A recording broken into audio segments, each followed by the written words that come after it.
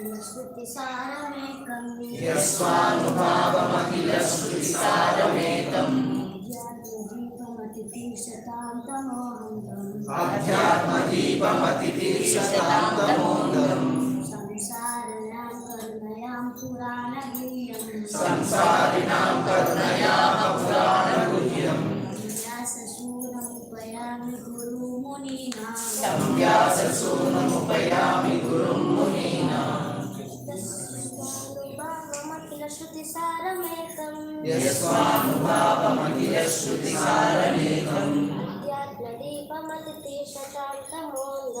अध्यात्मदीपमतितीर्षतां तमोऽन्धम्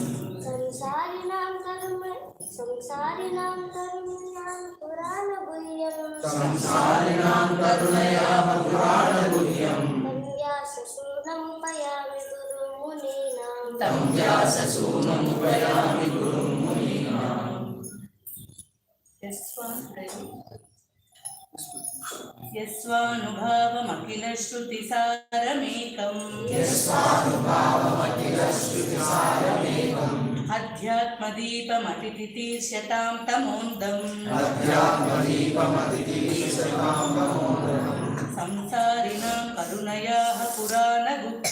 संसारिणां करुणयाः पुराणगुह्यम् तं व्याससूनुमुपयामि गुरुं मुनीनाम् Foretold meaning, yes, he who Swanubhavam, self-assimilated, experienced, Akila, all around, Shruti, the Vedas, Saram, Cream, Ekam, the only one, Adhyatma, transcendental, Deepam, torchlight, Atitirsatam, desiring to overcome, Tama, Andam, deeply dark material existence, Samsarinam, of the materialistic mind, Karunaya, out of causeless mercy, Aha, said, Purana, supplement to the Vedas, Guhyam, very confidential, come unto him, Vyasasunam, the son of Vasudeva, Upayami, let me offer my obeisances, Guru, the spiritual master, Muninam, of the great sages. Translation Bhagavad Let me offer my respectful obeisance unto him, Sukha, the spiritual master of all sages, the son of Vasudeva, who, out of his great compassion for those gross materialistics who struggle to cross over the darkest regions of material existence, spoke this most confidential supplement to the cream of Vedic knowledge after having personally assimilated it by experience. In this prayer, Srila Sukha Goswami practically summarizes the complete introduction of Srimad Bhagavatam. Srimad Bhagavatam is the natural supplementary commentary on the Vedanta Sutras. The Vedanta Sutras are Brahma Sutras were compiled by Vasudeva with a view of presenting the just cream of Vedic knowledge. Srimad Bhagavatam is natural commentary on this cream. Srila Sukadeva Goswami was thoroughly realized master on Vedanta Sutra, and consequently he also personally realized the commentary, Srimad Bhagavatam.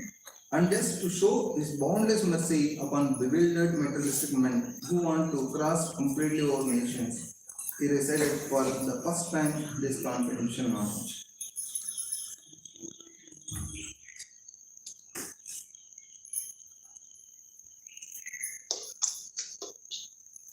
There is no point in arguing that materialistic man can be happy. No materialistic creature, be he great Brahma or insignificant ant, can be happy. Everyone tries to make a permanent plan for happiness, but everyone is baffled by the laws of material nature. Therefore, the materialistic world is called the darkest region of God creation. Yet the unhappy materialistic can get out of it if it is simply by desiring to get out.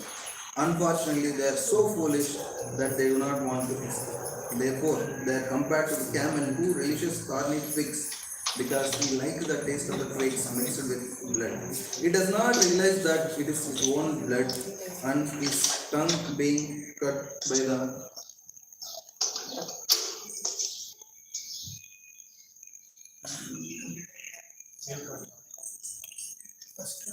Recording in progress.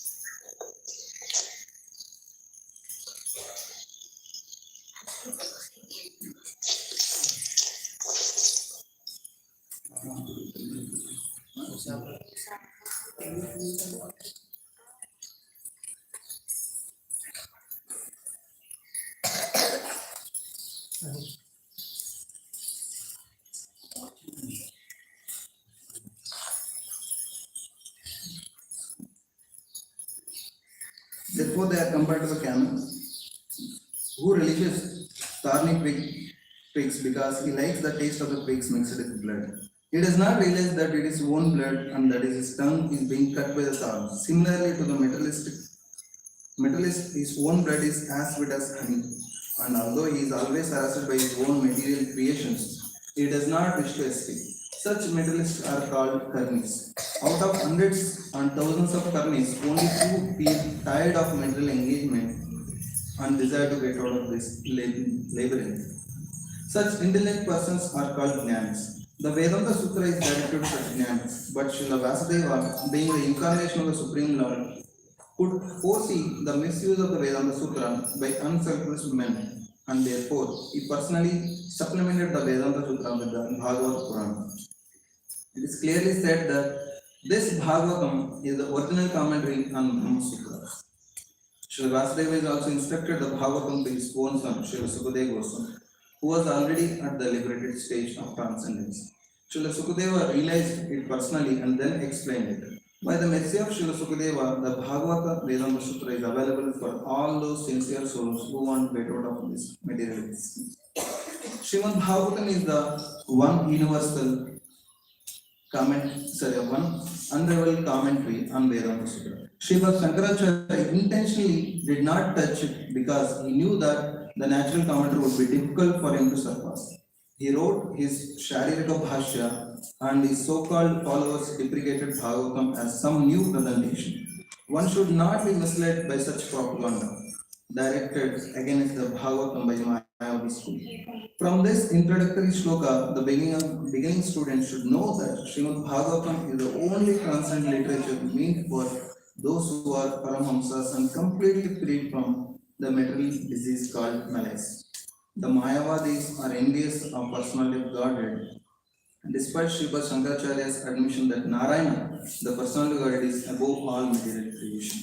The envious Mayavadi cannot have access to the Bhagavatam, but those who are really anxious to get out of this material existence may take shelter of Bhagavatam because it is uttered by the liberated Srila Sukadeva Goswami. It is a transcendental torchlight by which one can see perfectly the transcendental absolute truth realized as Brahman, Paramatma, and Bhagavan. Om Ajnana-Timirandasya Jnana-Jana-Shalakaya Chakshurunithamena Tasmai Shri Gurave Namah Sri Chaitanya Mano Bhishtam Sthapitam Yena Bhutale Swayam Rupa Dadati Swapadam Shri Gurum Shri Padakam Shri Gurum Vaishnavam Shri Rupam Sagrajatam Sadhana Raghunatambitam Tam Sajivam Satvaitam Savadutam Parijasetam Krishna Chaitanya Devam Sri Radha Krishna Padam Sadhanita Shri Vishantambitam Krishna Karuna Sindhu Dinabandhu Jagatpati Gopesha Gopika Kanta Radha Kanta Namaste Tapta Kanchana Dorami Radhe Rundhavaneshwari Sushabhanu Sute Devi Pranamami Hari Namo Vishnu Padaya Krishna Preshaya Bhutale Srimate Bhaktivedanta Swami Nami Namaste Saraswati Devi Gauravani Pracharini Nirvishesha Sunyavadi Vachakya Desakari Vacha Kalpatarubhyascha Kripa Sindhubhya Vacha Patitana Pavanebhyo Vaishnavebhyo Namo Namah Jai Sri Krishna Chaitanya Prabhu Nityananda Shri Advaita Gadadhara Srivasadi Gaura Hare Krishna Krishna Krishna Hare Hare Hare Rama Rama Rama Hare Hare.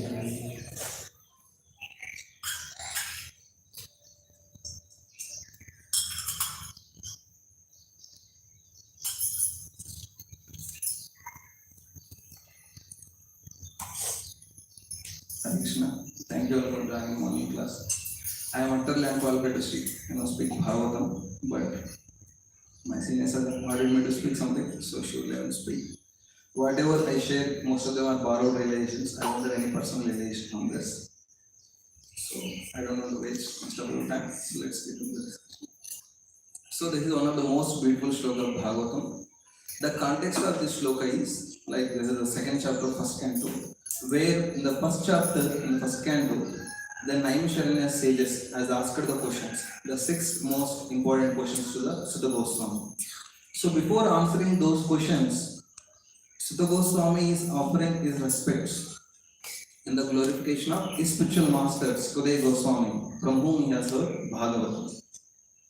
So whenever we offer our respects to our spiritual master, what exactly we say is like, let's take an example of Srila Prabhupada. The first Pranati mantra is like a generalized Pranati mantra. The second one is very specific about his activities and the glories and his mission. Like what is the second Pranati mantra of Srila Prabhupada? Namaste Saraswati Devi Gauravani Prasharini. It's like he is the embodiment in preaching of Gauravani. Chaitanya Mahaprabhu's teachings being spread by Srila Prabhupada. Next one is what? Nirvishesha Shunyavadi Pachyatya Desha. Basically, he was defeating the Mayavadis and delivering them. And in Pachyatya Desha, that in foreign countries also, is delivering the foreign souls. In the same way here, Sutta Goswami is offering his respect to Sukadeva Goswami, highlighting certain of his qualities. So the translation goes like, let me offer my respectable obeisance to him, Sukha, the spiritual master of all sages, the son of Vasudeva, who out of his great compassion for those great gross materialists who struggle to cross over the darkest regions of materialism, spoke this most confidential supplement to the cream of Vedic knowledge after having personally assimilated by experience. See here, it starts with the Swanubhavam. Swanubhavam means personally assimilated. It's not that everyone is qualified to speak Bhagavad. First of all, it's like there are so many professional reciters, and so artistically they speak, verses, poetically, grammatically, they make it so interesting to the mass audience. But at the end of the day, we need to see that whether they're qualified or not, we can judge by seeing how many people hearts they're being changed after hearing that Bhagavatam. There could be a speaker, may not speak artistically, may not, quote so many verses. Their presentation will be very simple, but if they are able to touch the heart of the people and transform, actually he is a qualified person. When that will happen? When personally he himself assimilated that knowledge. So here, Sutta Goswami is saying that Sukadeva Goswami has assimilated himself. Initially, the Bhagavatam he heard from his father. Basically, like if you take example like Narada Muni is spiritual master Vasudeva, and Vasudeva taught the Bhagavatam to his son Sukha. So if at all you know the history of this one, basically Sukadeva Goswami, his eternal position is parrot of Radharani. Now how he came to this material world is out of context, I don't know much details. But where initially he heard Bhagavatam? When he was in the parrot form, in Ekambaravan, that's what one version of another thing is in Kailash, where Mother Parvati is hearing from Lord Shiva, the confidential Bhagavatam. That time on that particular tree, the Sukha, the parrot, nobody else was there, only Shiva was teaching to Mother Parvati, the confidential knowledge of Bhagavatam. He heard it. Then later, basically, Shiva realized that there is a parrot and he chases him. And that parrot enters into the mouth of the womb, basically we say that of Vasudeva's wife.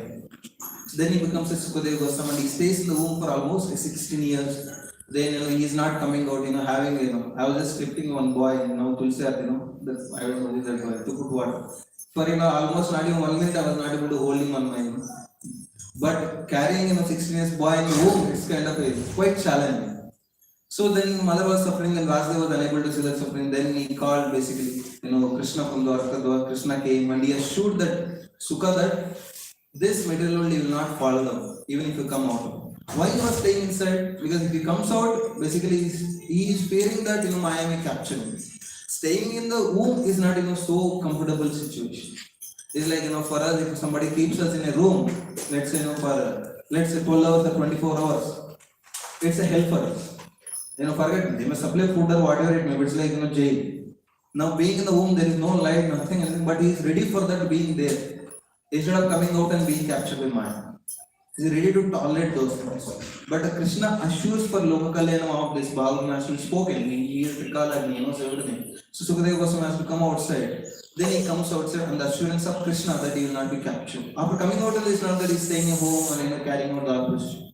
He is just running away to the forest. Then Vasudeva runs behind him to bring him back because out of his love for his son. But he did not turn even looks back. He just walks away. That whole pastime is there. Again, Vasudeva sends his disciples to the forest. They sing the most two beautiful verses glorifying Krishna's qualities. What is the first sloka? It sings Aho Bhakyam Sanakala Dotam. That is glorification of Krishna's compassion towards, even if he kills the Asura, that Pudana he has given award the position of mother in the spiritual world. The mother kind of position. And second verse, Barhabidam. The beauty of the Krishnas is being spoken in second verse. So after hearing these two slokas, Sukadeva Goswami realizes where this knowledge is coming from. Then they understand, he realizes that they learned from his father, and then he comes back again, hears the Bhagavatam from his father Vasudeva. In the whole context, again, if you go, how Sukadeva Goswami arrives to the place of Parikshit Maharaj was cursed, on the bank of Yamuna, he was fasting, not bank of Ganga when he was fasting, and he was planning to hear that he has only 7 days. You want to hear from a person who is well qualified. If you see, there are lakhs of people after hearing that Parikshit Maharaj being cursed, they come to the spot.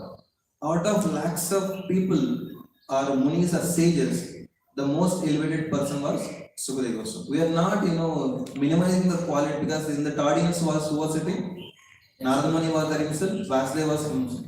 Narada Muni is kind of Param Guru to Sukadeva Goswami, and Vasudeva is direct Guru. But still they were listening from him, saying his qualification of humility, and because he has assimilated the whole knowledge.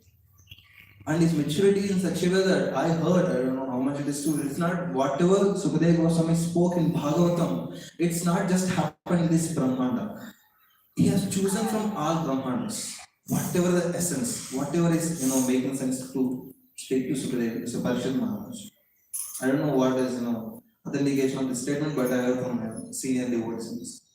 And another thing is, if at all is today, when Sukadeva Goswami was speaking, it's like everyone is in rapt attention. Like Parikshit Maharaj was fasting 7 days, there is no break.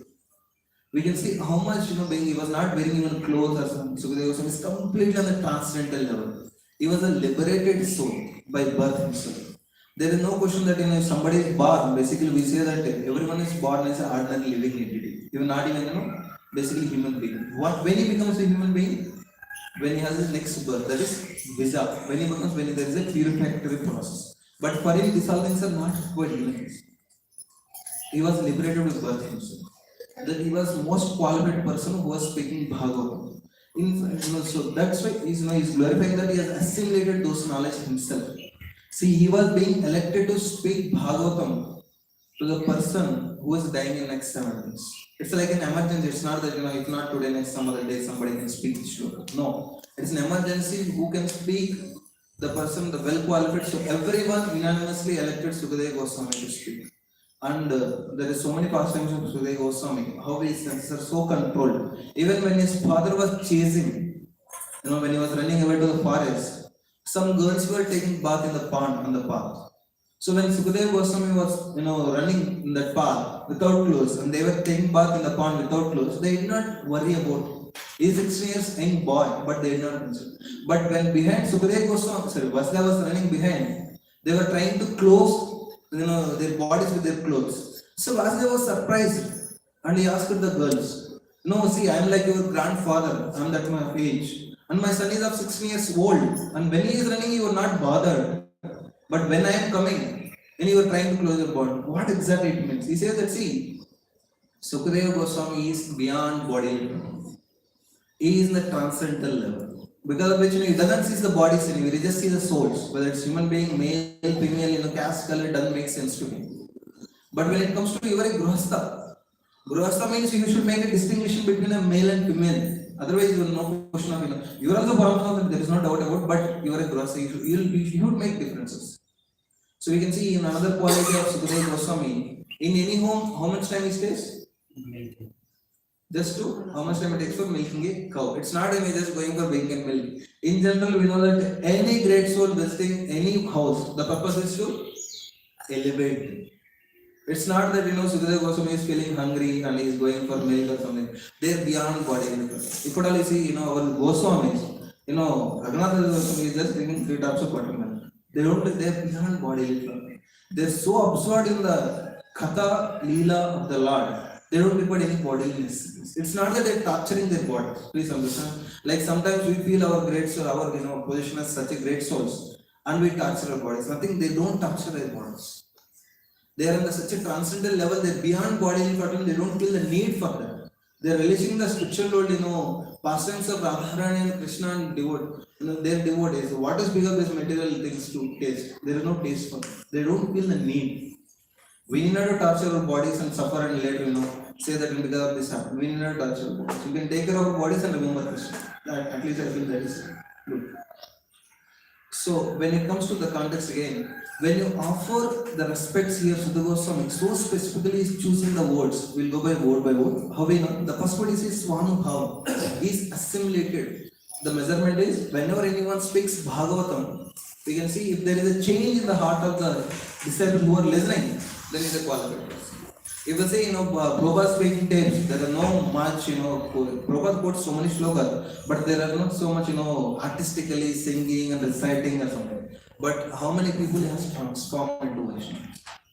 So we need to see this qualification of the reciter, whether it's touching our heart and making it change in our heart.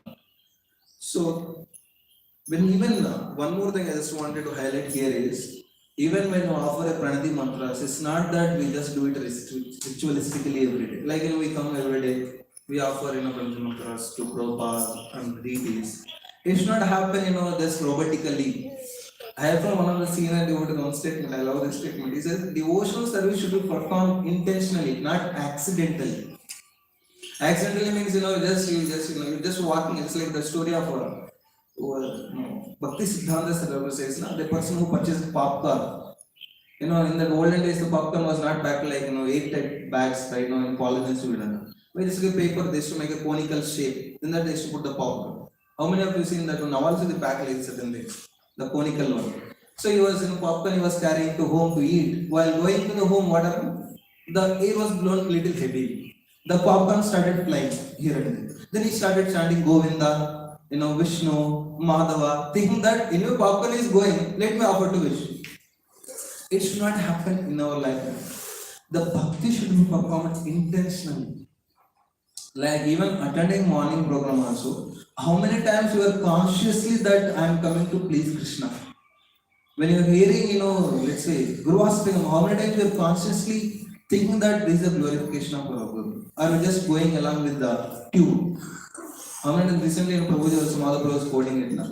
Like when you sing it, you should mean it. It's not that you just robotically sing something. When you do consciously, you get 1,000 manifold results than just ultimately you get the results. Whenever anything related to devotional service you do, intentionally, unintentionally, something else will get the results. But when you perform intentionally, the results are high. You feel that pleasure performing it. Even offering Prabhupada Pranati Mantra. How many times you are realizing, this is a glorification of Prabhupada. When you are offering, pranams to Vaishnava. Nowadays in modern schools, you have a trend that, when a teacher comes, what is the first thing we say? Good morning, sir. Are we really saying good for that? Are we wishing really intentionally to the person, someone good? We need to think, always think about. See, we are not here to, analyze so much, this is not about, paralysis through analysis. We are not so far. But we need to be consciously perform the devotion. That is very, very important. And we should not, judge others, whether he is performing or not. That's out of our context. We are here that we need to think ourselves. Am I doing everything consciously? Am I coming from morning from just to make a show off? Or am I coming to improve myself and, so that we glorify the Lord and make a progress in life? Every year we need to at least have a measurement. Okay, this year, last year, I have my consciousness like this. Am I made little, at least 1 mm progress in bhakti? Otherwise, after 10 years, also, it will be like that only. Even, in the morning, actually, here there are such a great souls are there, I was just walking from 8:38. I saw Madhapur car is not there. I thought yesterday evening Roju wanted to go somewhere. I said Madhapur is not there. I told to my wife, I can speak whatever I want. I am not a but I saw Prabhuji is here. And all of you are such a qualified people like Vande Krishnamur, Rajendra Prabhu, and Kranti Prabhu and Madhapur. They can speak much more than this. But what I am sharing is what I heard from them. They can, they can add to that. But I feel whenever you are practicing bhakti, we need to do it intentionally, not accidentally. Otherwise, you speak of other religions, they do it, like every day, whatever, jihad, whatever, Muslim. They're just practically doing without understanding the essence of what they're reading also. So, Bhagavatam is such a philosophy where everything intentionally performed, not unintentionally. Intentionally performed is only devotional, not offenses. So, very good. So the second is Shruti. Basically, yesterday I was hearing the tape of Srila Prabhupada on this in a shloka. Prabhupada says Shruti means basically the knowledge of Vedic knowledge heard through oral reception, by hearing, not by reading all this stuff. But of course in Kaliga, Manda Sumanda Manki. Already we are dull-headed, we are unfortunate, we have less memory power, so we require Bhagavatam books, all this. So this Vedic knowledge should be heard by oral reception. Like the power of austerity of brahmacharya. There is one story. I think all of you know that. In previous days, basically, Indian people don't know the English, the language. One Englishman was scolding the Indian. He was so upset. He could not understand, but he was scolding, something rascal, idiot, something like that. So he was upset by seeing his facial expression that he is scolding. Then he lodged the case in the court. And court wanted a witness. Who is the witness? Then this Indian person said, see, this fellow scolded me on the bank of a river where some Brahmanas were taking bath. So you can call those Brahmanas as a witness. So that Brahmana was summoned. That Brahmana exactly repeated what this English person was scolding the Indian. He said, I don't know what it means, but this is what he said. So that is the memory power of Brahmanas basically in the previous stages, and the power of that is Brahmacharya. The more one follows celibacy at the age of student life, the more his memory power is there, so that he can capture everything what he heard first time. Shruti Saram. So next is Shruti Saram. Saram is basically essence. So when you say essence, we can say anywhere example, if you say milk, what is the essence of milk? All of us feeling sleepy in the morning hours. Cream, or you can say cream or ghee, whatever it is. So after churning so much you do, you get the essence. Same way, Sukadeva Goswami has churned all the Vedas, Puranas, Itihasas, Upanishads, and he has brought out the Bhagavatam. Why he has to do that? Good question. Because in Kaliga we don't have much time. Our lifespan is so small, and after that we are so occupied with our earning livelihood only. It takes so much of our energy and time. We don't have much time for reading all those things. So he has given a saram where we can relish the pastimes of Krishna, all avatars, all devotees, and we can practice bhakti. Bhagavatam teaches what is it? Bhakti Siddhanta Saraswati said, no? If all literatures last, no issues. Still we can go back to Bhagavatam. So Bhagavatam contains the essence of everything. And then the Prabhupada is writing, even Mayavadis, or Shankaracharya did not initially touch Srimad Bhagavatam, but his followers unnecessarily do so many things on that. But for us, Vaishnavas, Bhagavatam is the essence, where a person can learn the whole philosophy of what is bhakti, how to practice bhakti, and how we can go back to God. There are pastimes of Prahlad Maharaj, Dhruv Maharaj. We can take example of everyone. How a soul is entangled in the material world, how it can be liberated is explained in this. So this is a Shruti Saram. Next, when you go for Ekam, this is the only one, there is nothing else already. Adhyatma Deepam, basically this word actually, when you go for next one, this Karunaya and Adhyatma Deepam are very, very important words in this story. Adhyatma Deepam. So when you say Deepam means a touch, see, now we are taking things so liberated and so granted. Because we have electricity, mobile torchlight, so many things, facilities are there. Imagine yourself, you are stuck up in a forest where so many snakes are there, scorpions are there, tigers are there, lions are there, and it's a midnight, there is no light. How will you feel? Just imagine how scary it could be. That is the situation of the soul in this material life. We may think there is a light, but the light of Bhagavatam is there. Otherwise, if you imagine that we are tortured by so many things, the threefold miseries are torturing the soul, like the Prabhupada writes in the purport. Everyone in this material world is trying to make a plans for permanent happiness. But starting from man to Brahma, nobody is happy. Why? Because everyone is tortured by threefold miseries. There is a birth, there is a death. No matter how many make plans you make it, we have to die one. At least I was hearing from one devotee, one senior devotee, he was saying it. Pray that one devotee asked, see, if we are going to die, then why should we bother about livelihood, planning, earning, all this stuff? He said, to live in this material world, to practice bhakti, we need certain basic things. We are not in a Sukadeva Goswami level. We can say that I don't need anything. So for that, we need to make a necessary arrangement. He says that you should remember that I am going to die next moment when you are chanting. With that intention, you should chant. With that intensity, you should chant that. Every time when you chant in the morning, you should think that next moment I may die, let me chant this Mahamantra, this round. Attitude. But post that, you should plan that I am going to live in this world for 30, 40 years. Let me make arrangements such as for myself and to the world depending on me, so that they can also practice bhakti. So that should be, it's not that we always apply in opposite.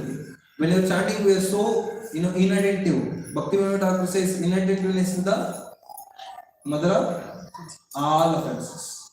So even by chanting one soul, we can go avoid that, but that intensity we are not having it. We don't require to, there is nothing called 16 down. Prabhupada made it as some measure amount. But there is nothing called, Vedas doesn't describe, you chant this number of mantra, this much only. There is no Kirtaniya Sada Hari. You need to chant always. Because we don't know when death comes. His Holiness Radhanas Maharaj says that there are two things you should forget always. And there are two things you should always remember. Two things we should forget is, whatever we do good things to others. The first thing. It's like, it's not that most of the times that could be charity, that could be help, anything. Now, we have such a habit that when you give some charity, basically, we want our name to be displayed, we name to be announced. Prabhu, please.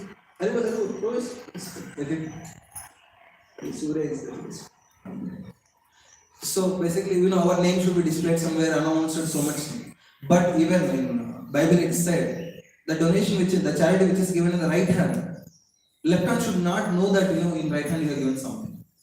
Like that we should do the charity. Of course, most of the device members are so much inspired that they give so much charity here and there, but they never say to you. That's how that we should forget. Whatever you do good to others, we should never know. Second thing is, whatever bad other does to us. Somebody is causing some unhappiness to us by scolding, by mistreating, by injustice. We should never remember. By remembering that, we will develop a grudge to that towards person. That's not the Vaishnava problem. These two things we should forget. Then what are the two things we should remember always? One thing is, go ahead.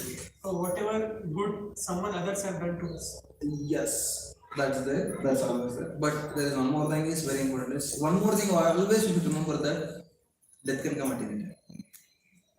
We should be prepared for that. We don't know whether it's not a pessimistic statement. We're saying it to discourage all of you. And it's morals. I want to die. Why should I bother? No, that's not the thing. This statement is to make us aware of this material existence, the nature of this material existence. Now, if you remember COVID, how many of our most and dear people are left us? It's not that say even that Vishnu Maharaj's statement. What is the most surprising thing? When he was questioned, what is the most surprising thing in this material world? Huh? We see people dying every day, but we think that We will not. We see every day basically, so many people are dying. You will see in newspaper so many deaths are there, accident, even yesterday some devotees died in Ukraine in missile attack. 2 devotees. They're gone for life. Some days and they're distributing prasadam and they're catastrophic, but they were killed. We don't know, we are not exceptional. Nobody is exception. We need to understand that death can come at any time. What is the second thing we need to remember? Holy name can save us. At any point of time, there are no rules and regulations for chanting the holy name. Because to perform the limbs of, like, you want to do really worship, there are certain rules and regulations. Should be clean, or should follow certain standards. But paraphernalia, anything. But to chant holy name at the midnight, you get up on the bed, you can chant, and you can go back. There are no rules and regulations. But the thing is, with what attitude you are chanting, that's important. Are you chanting with offenses or without offenses? Most of the things we stuck in the previous, when you don't have knowledge, when you're chanting, we are at least in the Namabhasa stage. We are not committing offenses towards you. But when you develop a knowledge, most times we end up in Nama Aparada. There are 10 offenses are there. Somehow there will be keep on doing the offenses. Somehow we should be cautious about these offenses. Otherwise, you may chant for 10 million lifetimes, you will be in the middle of it. Wait, if you don't have right attitude. Holiness is the ultimate deliverance. Prabhupada says that 99% of our advancement in spiritual life depends upon shining the holiness. But we can introspect ourselves with how much, attentiveness, with how much quality I am chanting. At least, see, I'm not chanting, I'm saying that personally, but we need to evaluate ourselves. Is there any progress compared to yesterday or last year or something? Did I make progress in chanting? Is there an improvement in that? Is there any quality in that? Apart from the quality, should be, quantity also should increase. It's not that we just, wind up 6 months French. The quantity also should rise according to age, because we don't know when we're going to die. I heard this statement, Bhaktivinoda says that the attentive chanting of 3 lifetimes takes 1 person to go back to that. Even I heard this, there is no exact, this is not, basically, Purana statement or something, or Vedic statement, but I heard from one speaker saying that attentive chanting of at least 3 lifetimes, maybe 1 week can go back. Now we can think, how many rounds you're chanting with attentiveness. See, it's not about, showing off that chanting. Attentiveness is the right attitude. We are desiring to call out for the help of God. We all of the moment you are in the materialness, we have so many, what is that called as difficult, shortcomings in our life. To overcome that, basically, we have holy name. So we need to take up that one, attentively chanting. So this is a little deviation for this comment. Now, Shruti Saharam, basically. These are the 4 things, the 2 things which you remember, which you should not remember. Next one is Adharmanam. The torch light is only Bhagavatam. When Krishna is disappearing from this world, what we got again, Krishna, is in the form of Bhagavatam. The Vasudeva, the later incarnation, has given Bhagavatam to us. So, Shukadeva Goswami has assimilated that knowledge and he has given that confidential knowledge to us today.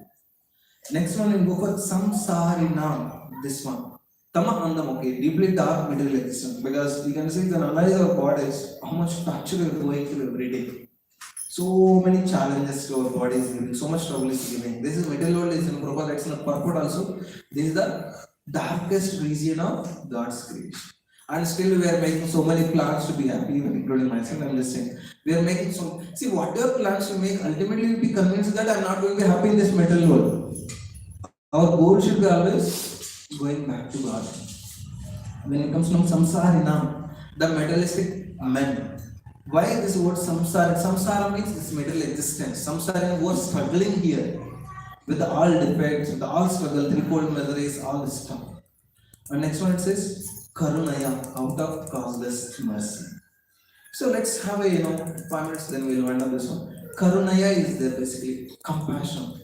So what is the meaning of compassion? What is the exact definition of Prabhupada or anywhere you read compassion means? Anyone? What do you mean by compassion? Being empathetic to others' conditions and feelings. Yeah, being empathetic. Prabhupada writes in one of the book, I'm not recollecting. Compassion means when somebody compassionate means it doesn't bear the pain of others. You cannot see. Paradukha dukhi. One of the Vaishnava qualities is paradukha dukhi. In the context of Lord Shiva, Sukadeva Goswami glorifies him. One beautiful shloka. How many of you do know this shloka? Tapyanta lokatapena sadava prayashochana paramaradhanam tati purushasya akilatmana. This is in the context of he is drinking poison. Even ocean, milk ocean was shed in that context. There was some great kind of some chapter glorifies Lord Shiva. Here it says that it is said that great personalities almost always accept voluntary suffering because of the suffering people in general. This is considered as the highest method of worship the Supreme Personality Godhead, who is present in your most heart. Actually, if you see Prabhupada or any great source, you see, great speakers or anyone, how much voluntary suffering they're taking themselves to give this bhakti or facilities of bhakti to others. Now, among ourselves, only there are so many devotees. They are always they're out of comfort zone. For what? To facilitate others. It's like one old person was planting a mango tree. The person who was walking next to him said, "Hey, Bhaiya, you are just planting this mango tree. Why? Anyway, this tree is not to grow. It will take minimum 20-30 years. You will not enjoy the fruits. Then why are you still planting?" That person said, that old person, "See, now this mango tree is that there is a big mango tree." He said, this mango tree was planted by my great grandfather. He planted it 50 years back. Now it is giving the fruits which I am enjoying. Now, if I don't sow the another plant which is going to give fruits next 20 years, what kind of person I am? Am I a human being? The moment we are selfish means we are not human. Speaking from Vedas, selfishness only can be having animals. Because they can only fight among themselves selfishly. They want to survive themselves, fittest of self. But the moment you say human being, you should be selfish. So we can see, so many by seeing other people suffering, they are so compassionate. They take voluntary suffering so that these people get the facilities to practice bhakti and go back to what it happened. That is what their mood always. They are suffering. If we don't understand, we may take it for granted. Our spiritual leaders or Shiksha Gurus. If you deal with them very intimately, you realize how much suffering they're taking to facilitate our practice. But that is the best worship. Paramaradhanam. Sukadeva Goswami, that is the best worship we can have it for Akila Purushottam Akilarnam, who is the super soul of everyone. That is Supreme Personality. Why is he saying super soul? Because super soul knows the suffering of every living entity. So worship, that best worship is to take a voluntary inconvenience to facilitate others. Every one of us to think ourselves how much you are voluntary suffering. I am not qualified, I am not taking suffering.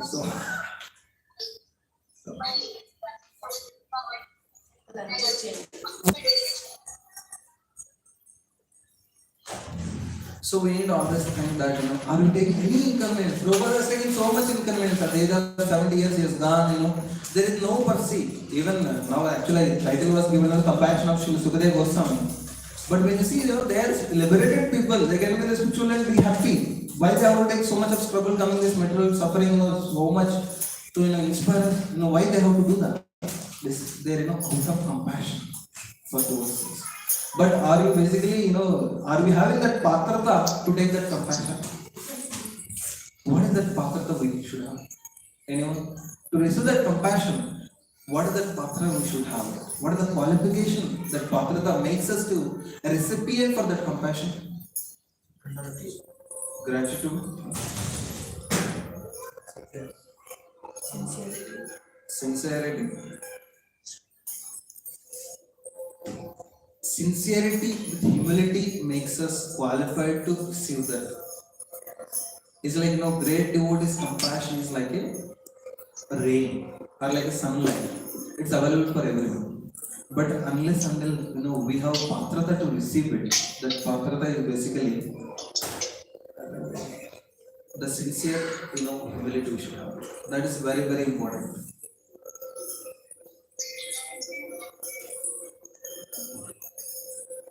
Uncheck that box, Prabhu, then they'll not be able to admit themselves. Sorry about this. So we need to have that humility. That humility is a patrata where you can receive that message. So now already we are out of time, just let me go on this. So that compassion is most important thing which we need to basically understand the great souls, how much voluntary suffering they are taking for giving bhakti to us. And Sukadeva Goswami, out of his great compassion for the living entities, who basically here one more thing is Atitis, who are desiring to go back to God. It's not that the qualification to read Bhagavatam, it is said in the beginning. What is that qualification one read? One need for reading Bhagavatam, understanding Bhagavatam? Nirmastanam Satanam. One should free from knowledge, that is envy. And he should be broad-minded to understand Bhagavatam. And even Chaitanya Mahaprabhu says to Sarvam Bhattacharya, how we can learn Bhagavatam? By approaching Bhagavatam. There is no other way. So the great Bhagavata, Sukadeva Goswami has given this confidential knowledge. Nowhere else you find this Leelas of the Lord, where we are relishing every day. The Leelas so attractive to us is given in Bhagavatam. He has given essence out of his compassion to the class materialists who are struggling here. If at all we analyze ourselves, we can realize we are struggling so much. So if at all we have a little bit desire, we can take up this Bhagavatam shelter and we can go back to it. Out of Prabhupada's compassion he has given this in the English language where you can understand. And Guhyam, this is a confidential one. You see, even nowhere else beforehand this is spoken way. So we are so fortunate that Prabhupada has given this in the English language where you can easily understand this. So here Munina of the great spiritual master, the Vasan, the son of Sukadeva Goswami. Basically his qualification is that even his spiritual master is Paramguru sitting there and hearing from him. And he spoke the essence of all Vedas. So the thing is, the qualification to understand this Bhagavatam, to develop that patrata to understand Bhagavatam is the humility one should develop. Because the only humble person can only go back to God. Because the more humbler you become, the more you can understand the greatness of Krishna and his devotees.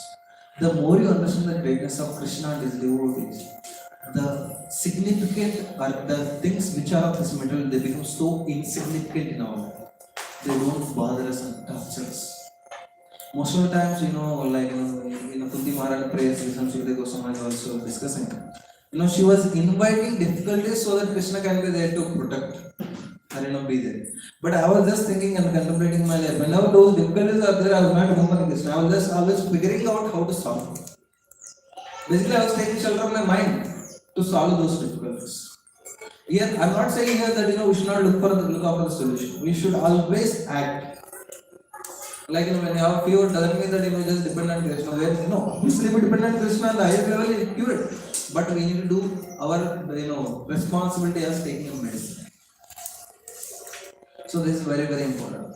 So we need to understand that where basically we start to understand Bhagavatam. Are we having that humility? Even if we read it 1,000 times Bhagavatam. I know certain devotees, I personally know that person. He did not read more, he read in the first time more than 100 times. He did not read other things. He says, so much is there to learn. There is sufficient for me to go back and let me understand this.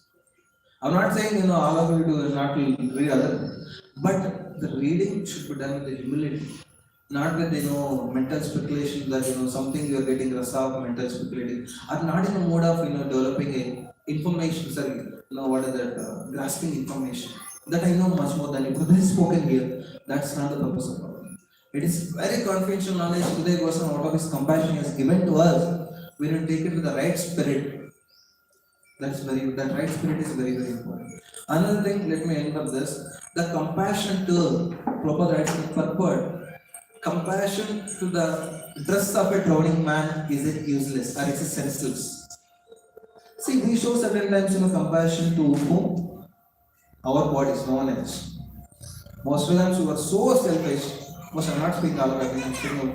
We are so selfish. We show false compassion to our body, not to even genuine compassion. Our bodies. The real compassion should be the soul to that could be ourselves to others also. It doesn't mean that we are neglect to the bodily needs of others. We can imagine ourselves. Are you really compassionate towards others?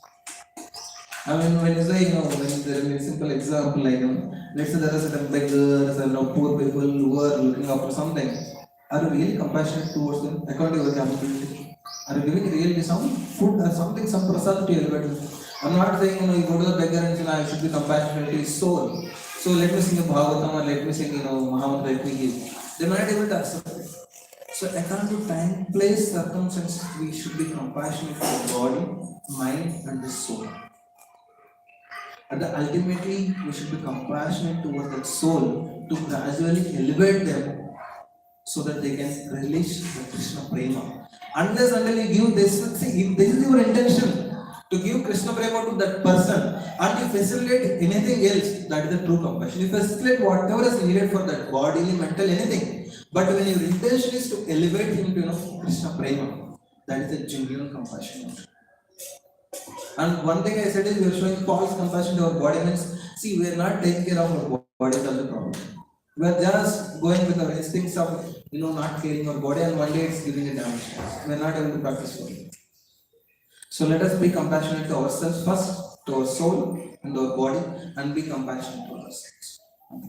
I beg forgiveness to from all of you. I am not at all qualified to speak this subject matter. It's beyond my capability of even comprehending. But on the instruction of senior devotees like Madhavu and Aswash Guru, Vasudeva Guru, Vajala Guru, Krupal Singh Guru, I'm just speaking it like a parrot. I just am speaking. This all things whatever I spoke, it's like whatever is good is there. That all glory is to Srila Prabhupada and these wonderful devotees. Any shortcomings are there. This is only due to my anathas. So please forgive me. And now we can. I'm not qualified to ask questions. If you have any questions, you can ask, or any comments or any suggestions, please. Yes, please. Just by reading Bhagavatam, one can go back to Godhead. I don't say good question.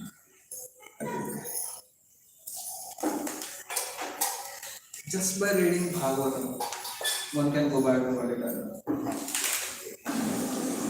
think Madhav can answer this. Can you just hear from somebody else?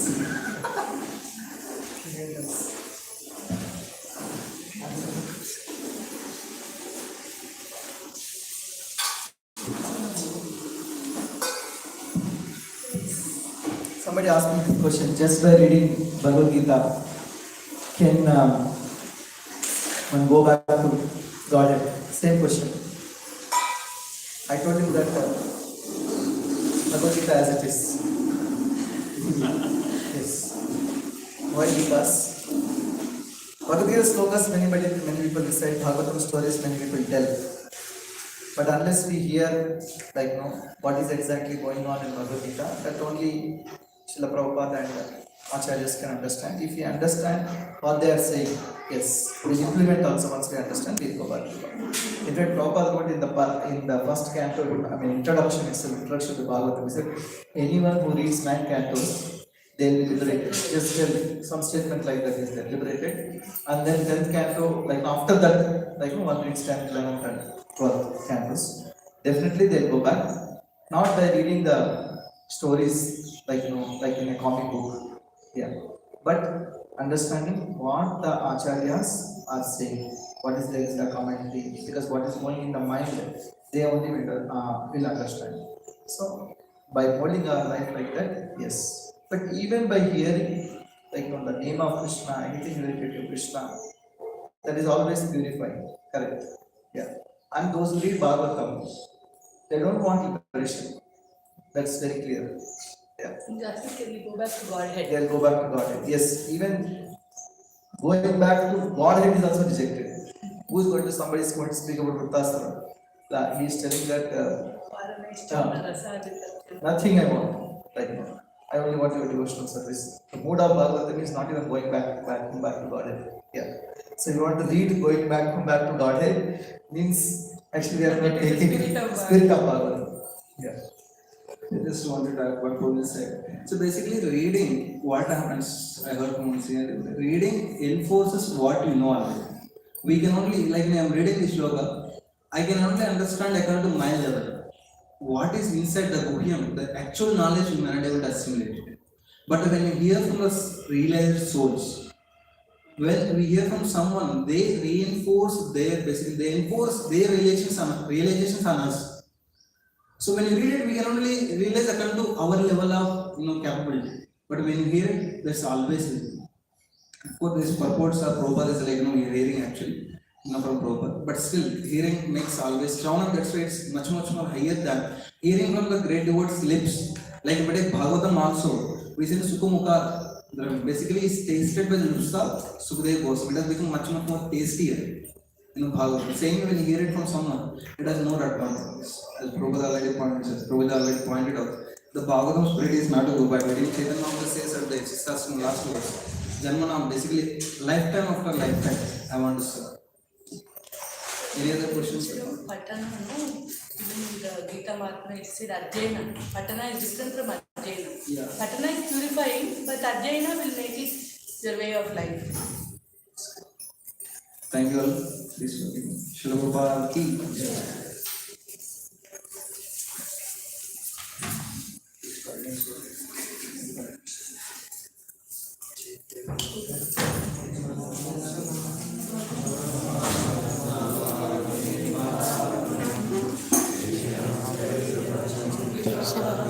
Hare Krishna.